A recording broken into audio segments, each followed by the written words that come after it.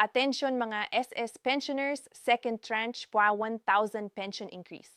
Kasama ba sa ibibigay ngayong March 16, 2026? Pag-uusapan natin dito sa video. Hello mga ka-vlogs! Welcome dito sa aking YouTube channel. Magandang araw po sa lahat ng mga manonood. Saan po kayong dako sa mundo? Kumusta mga ka-vlogs? O makinig kayo mga pensyonado ni SSS? Ang second tranche P1000 pension increase kasama ba sa ibibigay at matatanggap ngayong darating na Lunes, March 16, 26? Yan ang ating pag-uusapan sa episode na ito. Dahil ngayon po kasing Lunes mga ka-vlogs, March 16, 2026, ito po ay schedule ng pension releasing o crediting ng March pension para sa ating mga pensyonadong kabilang sa pangalawang batch. Yung mga meron pong date of contingency o araw ng kapanganakan, pagkamatay, araw ng pagkasakit o pagkabalda mula 16 to last day of the month. So ang pension crediting ninyo mga second batch ngayong Lunes na yan na darating Marso 16, yan po ay walang pagbabago sa schedule dahil kung makikita nyo sa inyong kalendaryo, yan po ay natapat sa Lunes, hindi yan holiday at hindi rin po weekend mga ka-vlogs. Kaya mananatiling nasa regular original schedule ang para sa inyong mga second batch. SS pensioners, kaya ang tabayanan nyo po sa inyong ATM card sa Lunes, March 16 dahil makredit po ang inyong March pension. Well, kasabay nito maraming mga nagtatanong kung may pagbabago ba sa halaga na makredit ngayong Lunes. Meron na ba ang second tranche na PH na pension increase? Ito ba'y ibibigay na? Ito ba'y kasama sa matatanggap ngayong Lunes para sa mga second batch? Well, para po sa kaalaman ng lahat no mga second batch no, katulad ng mga unang batch noong Marso 1, na-move kasi noong February 27 ang kanilang pension for March kasi nga Sunday ang March 1.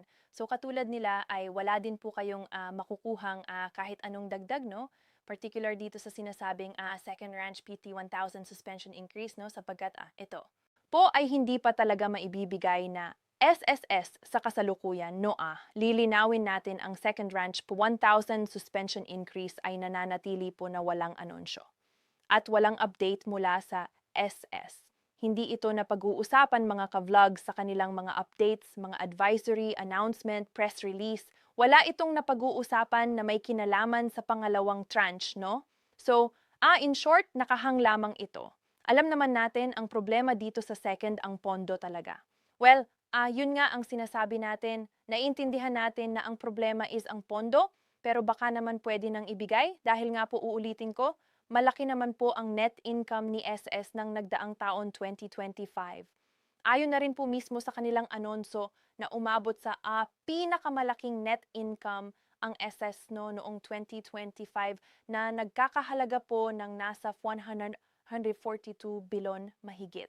At alam nyo ba, isa yan sa pinakamalaki o malaki na net income ng government-operated agencies mga ka-vlogs itong nakamit ni SS at hindi lang yan ang ating reserve fund.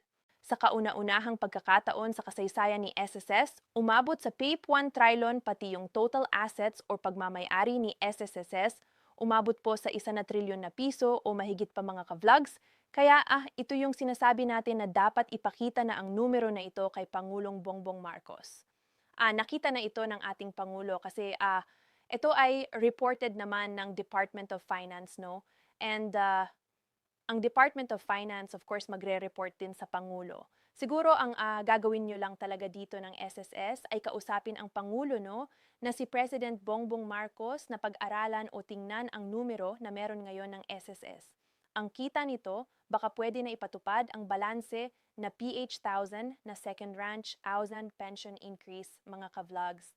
Dahil siyam na taon na po ang H iniintay ng ating mga pensyonado. Yung iba mga wala na pumanaw na namatay na sa kakantay dito sa kakarampot na PH 1000 na pension increase na balanse mga ka-vlogs. So sana maibigay na talaga yan sa lalong madaling panahon dahil nga po sa nagmamahalan ang mga bilihin, lalong-lalo pa ang langis ngayon napakamahal. Affected din po ang mga basic needs tulad ng pagkain, gamot at iba pa. And besides nagtaas naman ng kontribusyon ng SSS kaya dapat ipatupad na talaga itong PH 1000 na second tranche pension increase. So uulitin ko ngayong Lunes, March 16, 2026. No ay pension crediting ng ating mga second batch suspensioners. Pero lilinawin natin, wala pong dagdag, wala pong second chance na kasama dyan. Tanging pension nyo lamang po ang makukuha. Wala na pong iba, mga second batch. Well, mga ka-vlogs, ano po niyong comment at yun sa balitang ito? Sino sa inyo rito ang kabilang sa pangalawang batch, SS pensioners? Kayo ba ay natutuwa dito sa iyong nalalapit na pension releasing ngayong Lunes, Marso 16?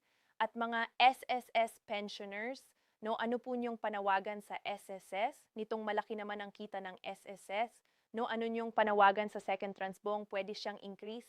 Kayo ba ay pabor na ibigay na dapat ituhagi niyo po sa comment section na nasa baba pakilakip ng buong pangalan at kung taga saan kayo. Kung bago ka pa lang sa aking channel o hindi ka pa nakasubscribe, i-click nyo muna ang subscribe button na nasa baba. Huwag kalimutan na pindutin ang notification bell. Ilagay sa all para una ka sa mga balitang ia-upload ko. Maraming salamat. God bless. Mag-ingat mga ka-vlogs.